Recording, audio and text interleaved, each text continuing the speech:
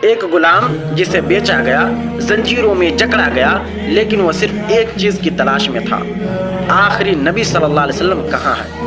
حضرت سلمان فارسی ایران کے ایک امیر گھرانے سے تعلق رکھتے تھے۔ ان کے والد آگے کی پوجا کرتے تھے، لیکن سلمان رضی اللہ تعالیٰ عنہ کا دل ہمیشہ سچ کی تلاش میں بے چین رہتا تھا۔ ایک دن انہوں نے چند عیسائیوں کو عبادت کرتے دیکھا۔ ان کے اخلاق اور عبادت نے سلمان کے دل کو ہلا دیا۔ انہوں نے فیصلہ کیا کہ وہ حق کی تلاش میں گھر چھوڑ دیں گے۔ سلمان ایک شہر سے دوسرے شہر، ایک عالم سے دوسرے عالم کے پاس جاتے رہے۔ ہر عالم انہیں یہی کہتا کہ آخری نبی آنے والے ہیں۔ عرب کی سرزمین میں سلمان سفر کرتے رہے، لیکن راستے میں دھوکہ ہوا اور انہیں غلام بنا کر بیچ دیا گیا۔ اب وہ مدینے کے قریب ایک یہودی کے غلام تھے۔ ایک دن انہوں نے سنا کہ مکہ سے ایک نبی آئے ہیں۔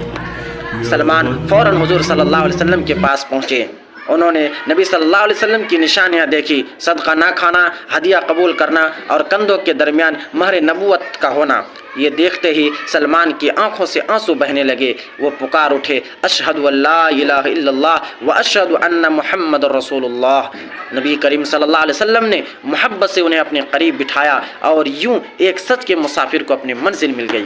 مورل آف دا اسٹوری، جو شخص سچے دل سے حق کی تلاش کرتا ہے، اللہ تعالیٰ اسے کبھی گمراہ نہیں چھوڑتا۔ اگر آپ ایسی واقعات سننا چاہتے ہیں تو ابھی فالو اور سبسکرائب کیجیے۔ شکریہ۔